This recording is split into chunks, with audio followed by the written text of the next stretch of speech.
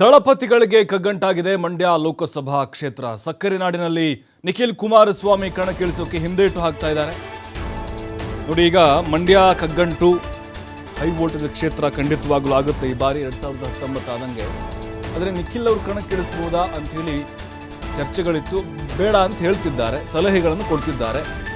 ಮಂಡ್ಯದಲ್ಲಿ ನಿಖಿಲ್ ಅವರು ನಿಂತರೆ 2019 ಆಯ್ತಲ್ಲ, ಹಂಗಾಗೋದು ಬೇಡ ಅಂತ. ಅಂದರೆ ಮೂರನೇ ಬಾರಿಗೆ ಮೊಮ್ಮಗನಿಗೆ ಸೋಲಾಗೋದು. ಒಂದು 2019 ಲೋಕಸಭಾ, ಆಮೇಲೆ ರಾಮನಗರದ MLA ಚುನಾವಣೆಯಲ್ಲಿ ಸೋತರು. ಹಾಗಾಗಿ ನಿನ್ನೆ JDS ಮುಖಂಡರ ಸಭೆಯಲ್ಲಿ ಈ ಒಂದು ನಿರ್ಧಾರಕ್ಕೆ ಬರಲಾಗಿದೆ ಅಂತ ಚರ್ಚೆ ಆಗಿದೆ. ಮಂಡ್ಯದಲ್ಲೇ ನಿಖಿಲ್ ಕುಮಾರಸ್ವಾಮಿ ಸ್ಪರ್ಧೆ ಮಾಡಿದ್ರೆ ಮತ್ತೆ ಒಳ ಏಟು ಕೊಡುವಂಥ ಭಯ, ಅಂದರೆ ಸ್ವಪಕ್ಷದವರೇ. ಹೀಗಾಗಿ ಮಂಡ್ಯದಿಂದ ನಿಖಿಲ್ ಸ್ಪರ್ಧಿಸೋದು ಬೇಡ ಅಂತ ದೊಡ್ಡಗೌಡರೇ ಹೇಳಿದ್ದಾರೆ. ಮತ್ತೇನು ಮಾಡ್ಬೋದು? ಮೊಮ್ಮಗ ನಿಖಿಲ್ಗಾಗಿ ತಮ್ಮ ಸ್ಥಾನವನ್ನು ತ್ಯಾಗ ಮಾಡ್ತಾರಾ ದೇವೇಗೌಡರು?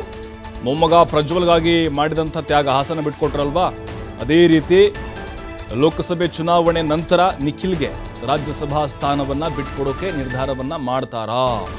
ಅಂದರೆ ಅವರ ಅವಧಿ ಮುಗಿದಾದ ಮೇಲೆ, ಅಂದರೆ ಇನ್ನೂ ಸ್ವಲ್ಪ ದಿನಗಳ ಕಾಲ ಅವರ ಅವಧಿ ಇದೆ. ಇನ್ನು ಮಂಡ್ಯ JDS ಟಿಕೆಟ್ ಯಾರು ಪಾಲಾಗ್ಬೋದು? ಮಾಜಿ ಸಂಸದ CS ಪುಟ್ಟರಾಜು ಅವರಿಗೆ ಟಿಕೆಟ್ ಸಿಗುವಂತಹ ಸಾಧ್ಯತೆಗಳಿದ್ದಾವೆ.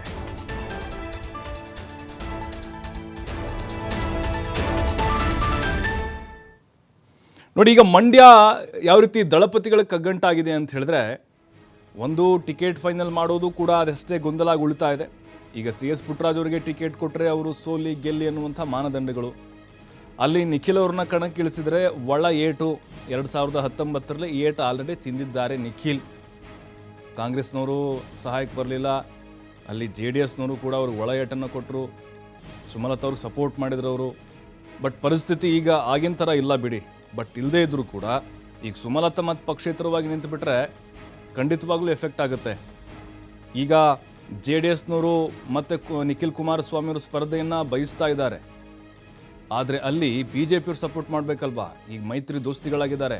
ಒಂದು ಕಡೆ ಸುಮಲತಾ ಪಟ್ಟು ಹಿಡಿತಾ ಇದ್ದಾರೆ, ಅವರು ಸಿಂಪತಿಯಾಗಿ. ಮತ್ತು BJಪಿಯವರು ನಿಖಿಲ್ ಅವ್ರಿಗೆ ಸಪೋರ್ಟ್ ಮಾಡದೇ ಇದ್ದರೆ, ಮೊದಲೇ ಪ್ರೀತಮ್ ಗೌಡರು ಹೇಳಿದರು, ನಾರಾಯಣಗೌಡ ಹೇಳ್ತಾ ಇದ್ದಾರೆ ಎಫೆಕ್ಟ್ ಆಗುತ್ತೆ ಅಂಥೇಳಿ. ಹಾಗಾಗಿನೇ ಮತ್ತೆ ಯಾಕೆ ಮೂರನೇ ಸರಿ ಸೋಲನ್ನು ಅನುಭವಿಸ್ಬೇಕು ನಿಖಿಲ್ ಅವರು?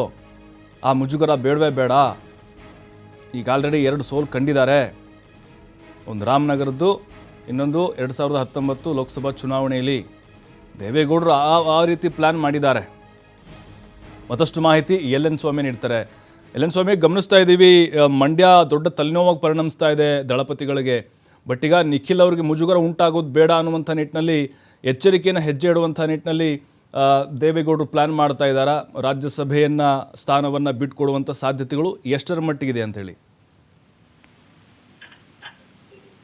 ಪ್ರಭು, ದಳಪತಿಗಳ ಸ್ಟ್ರಾಟಜಿ ಸಾಕಷ್ಟು ಗಣತಂತ್ರವನ್ನ ಮಾಡ್ತಾ ಇರೋಂಥದ್ದು. ಅಂದ್ರೆ 2024 ಲೋಕಸಭಾ ಚುನಾವಣೆಗೆ ಯಾರನ್ನ ಕಣಕ್ಕಿಳಿಸ್ಬೇಕು, ಯಾರಿಗೆ ಟಿಕೆಟ್ ಕೊಡಬೇಕು ಅನ್ನೋದ್ರ ಬಗ್ಗೆ ಈಗಾಗಲೇ ಸಾಕಷ್ಟು ಸಿದ್ಧತೆಗಳನ್ನ ಮಾಡ್ಕೊಳ್ತಾ ಇದ್ದಾರೆ. ಅದರಲ್ಲಿ ವಿಶೇಷವಾಗಿ ಮಂಡ್ಯದಿಂದ ಸ್ಪರ್ಧೆ ಯಾರು ಮಾಡ್ತಾರೆ ಎಂಬ ವಿಚಾರಕ್ಕೆ ಸಂಬಂಧಪಟ್ಟಂತೆ ಸಾಕಷ್ಟು ಸಭೆಗಳ ಮೇಲೆ ಸಭೆ ಮಾಡ್ತಾ ಇರೋಂಥದ್ದು. ಅಂದ್ರೆ ನಿನ್ನೆ ಮಂಡ್ಯ ಜಿಲ್ಲಾ ನಾಯಕರ ಒಂದು ಸಭೆ ಕೂಡ ದೇವೇಗೌಡರು ನೇತೃತ್ವದಲ್ಲಿ ನಡೆದಿದೆ. ಅಲ್ಲಿ ಮಂಡ್ಯದಲ್ಲಿ ಕುಮಾರಸ್ವಾಮಿ ಅವರು ಸ್ಪರ್ಧೆ ಮಾಡ್ಬೇಕಾ ಅಥವಾ ಪುಟ್ಟರಾಜು ಅವ್ರಿಗೆ ಮಾಜಿ ಸಚಿವ CS ಪುಟ್ಟರಾಜು ಅವ್ರಿಗೆ ಅವಕಾಶ ಕೊಡ್ಬೇಕಾ ಅಥವಾ ನಿಖಿಲ್ ಕುಮಾರಸ್ವಾಮಿ ಅವ್ರನ್ನ ಕಣಕ್ಕಿಳಿಸ್ಬೇಕಾ ಎಂಬ ವಿಚಾರಗಳಿಗೆ ಸಂಬಂಧಪಟ್ಟಂತೆ ಸಾಕಷ್ಟು ಚರ್ಚೆಗಳು ಆದವು.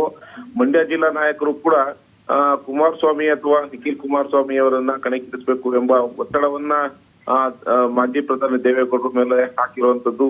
ಈ ಹಿನ್ನೆಲೆಯಲ್ಲಿ ನಿಖಿಲ್ ಕುಮಾರಸ್ವಾಮಿ ಅವರ ಒಂದು ಭವಿಷ್ಯದ ರಾಜಕೀಯ ಭವಿಷ್ಯವನ್ನ ಸಾಕಷ್ಟು ಚಿಂತನೆ ಮಾಡ್ತಾ ಇರೋದು ಮೇಲ್ನೋಟಕ್ಕೆ ಸ್ಪಷ್ಟವಾಗ್ತಾ ಇರುವಂತದ್ದು. ಅಂದ್ರೆ ಈ ಹಿಂದೆ ಆದಂತಹ ಸೋಲುಗಳಿಂದ ಎಚ್ಚೆತ್ತುಕೊಂಡಿರುವಂತಹ ಮಾಜಿ ಪ್ರಧಾನಿ ದೇವೇಗೌಡರು ಈ ಬಾರಿ ಅವರನ್ನ ಕಣಕ್ಕಿಳಿಸೋದಕ್ಕೆ ಹಿಂದೇಟು ಹಾಕಿರೋದು. ಜೊತೆಗೆ ನಿಖಿಲ್ ಕುಮಾರಸ್ವಾಮಿ ಅವರು ಕೂಡ ಸ್ಪಷ್ಟನೆ ಕೊಟ್ಟಿರುವಂತದ್ದು. ಅಂದ್ರೆ ಈ ಬಾರಿ ನಾನು ಮಂಡ್ಯ ಕ್ಷೇತ್ರದಿಂದ ಸ್ಪರ್ಧೆ ಮಾಡಲ್ಲ ಅಂತ ಹೇಳಿ ಈಗಾಗಲೇ ನಿಖಿಲ್ ಕುಮಾರಸ್ವಾಮಿ ಅವರು ಕೂಡ ಸ್ಪಷ್ಟನೆ ಮಾಡಿರುವಂತದ್ದು. ಹಾಗಾಗಿ ರಾಜ್ಯಸಭೆಗೆ ಕಳಿಸೋದಕ್ಕೆ ಚಿಂತನೆ ನಡೆಸಿರುವಂತದ್ದು. ಅಂದ್ರೆ